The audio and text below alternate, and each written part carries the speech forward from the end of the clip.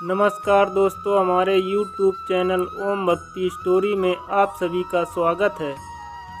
अगर हमेशा सुखी और धनवान रहना चाहते हैं तो ये 4 बातें अपनी गांठ में बांध लें। आज सुनाऊंगा 3 साधुओं की कहानी। तो आइए कहानी आरंभ करते हैं। किसी नगर में निर्धन पति और पत्नी रहते थे। संयोग से एक दिन उनके घर के बाहर 3 महात्मा जी आए। उन्होंने घर के बाहर से आवाज़ लगाई। तभी वो औरत अपने घर से बाहर निकली तो उसने देखा कि घर से बाहर 3 साधु बैठे हैं और उनसे पूछा, मैं तुमको नहीं पहचानती हूँ, बताएं क्या काम है। संतों ने कहा, हमें आपके यहाँ भोजन करना है। निर्धन औरत कहने लगी, आप मेरे घर में ठहरिए, मैं आपको भोजन कराऊंगी। महात्मा जी ने पूछा, हे देवी, क्या पतिदेव तुम्हारे घर में मौजूद हैं? औरत ने कहा, नहीं, वह कुछ देर के लिए बाहर गए हुए हैं, थोड़ी देर में आ जाएंगे। तीनों साधुओं ने कहा, तब तो पुत्री हम तुम्हारे घर में प्रवेश नहीं कर सकते। हम तीनों तुम्हारे द्वार पर ही ठहरे हैं। जब तुम्हारे पतिदेव आ जाएंगे तब हमें बुला लेना। बंधुओं, इस तरह वे तीनों साधु उस निर्धन महिला के घर पर बैठे रहे। थोड़ी देर में जब उसका पति आया तो उसने साधुओं के बारे में अपने पति को बताया। पति ने उन्हें बुलाने के लिए पत्नी से कहा। वो स्त्री उन साधुओं को बुलाने के लिए द्वार पर पहुंची। बोली, हे महात्मा, अब हमारे पति वापस आ गए हैं, कृपया आप लोग मेरे घर में पधारिए।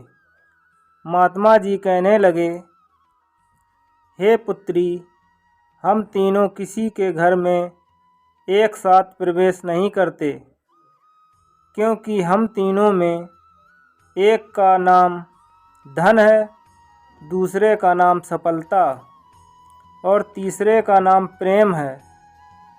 तुम जाकर अपने पति से पूछ लो कि वो सबसे पहले किसको बुलाएंगे। तो बंधुओं, महात्माओं की बात सुनकर पत्नी भागती हुई पति के पास गई और उन साधुओं के बारे में सब कुछ बताया। यह सुनकर पति बहुत खुश हुआ।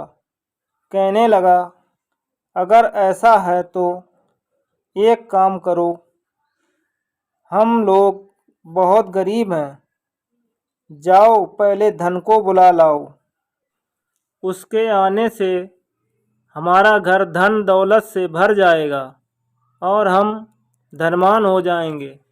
पत्नी ने कहा, क्यों ना हम सफलता को बुला लें, उसके आने से हम सब कुछ भी करेंगे, सफल हो जाएंगे और फिर हम धनवान भी हो जाएंगे।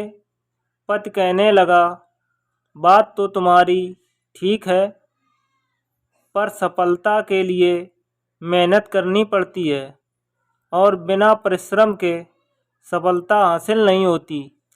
इसलिए सबसे पहले धन को ही बुला लेते हैं। बंधुओं, इस तरह उन दोनों के बीच बहस होने लगी। बहस करते करते उन्हें काफ़ी देर हो चुकी थी और अंत में इस नतीजे पर आए कि चलो उन साधुओं से पूछ लेते हैं कि धन और सफलता में सबसे पहले कौन आना चाहता है। अब वो स्त्री झट से बाहर गई, उनसे आग्रह किया कि धन और सफलता में जो भी पहले आना चाहे वो आए। उस औरत की बात सुनकर तीनों साधुओं ने देखा और बिना कुछ कहे वहाँ से जाने लगे। उन तीनों के जाते हुए देख वह स्त्री पूछने लगी कि हे अरे, आप तीनों इस तरह वापस क्यों जा रहे हो? जरा ठहरिए। महात्माओं ने उत्तर दिया, पुत्री, हम तीनों साधु इसी तरह सभी के द्वार द्वार जाते हैं और घर घर में हम जाने का प्रयास करते हैं। जो व्यक्ति लालचवश धन और सफलता को बुलाता है, हम वहाँ से लौट जाते हैं, और जो अपने घर में प्रेम का वास चाहता है, उनके घर में हम बारी बारी से प्रवेश कर जाते हैं। इसलिए कहते हैं, जहाँ प्रेम है वहाँ धन और सफलता की कभी कमी नहीं रहती। लालची को आप सोने का पहाड़ दे दें तब भी उसे खुश नहीं कर सकता।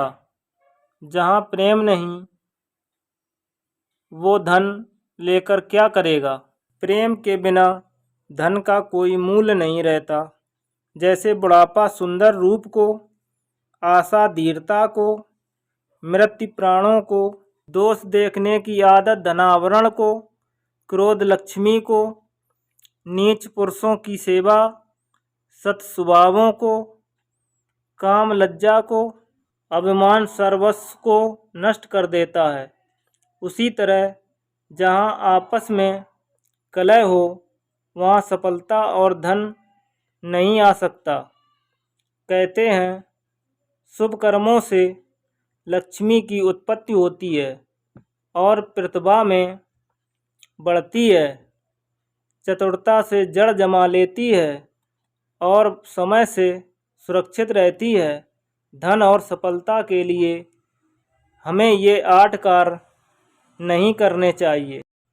जैसे नंबर 1 शराब पीना, नंबर 2 कलह करना, नंबर 3 समाज के साथ बैर से बचना, नंबर 4 पति पत्नी में भेद पैदा करना, नंबर 5 कुटुंब वालों में भेद बुद्धि उत्पन्न करना, नंबर 6 राजा के साथ द्वेष करना, नंबर 7 स्त्री और पुरुष में विवाद करना। बंधुओं, यदि हमने 8 कार्यों को त्याग दिया तो निश्चित रूप से हमारे घर में धन की कमी नहीं रहेगी और सफलता भी, प्रेम भी होगा। दोस्तों, अगर ये वीडियो पसंद आई हो तो लाइक और कमेंट ज़रूर करें। धन्यवाद।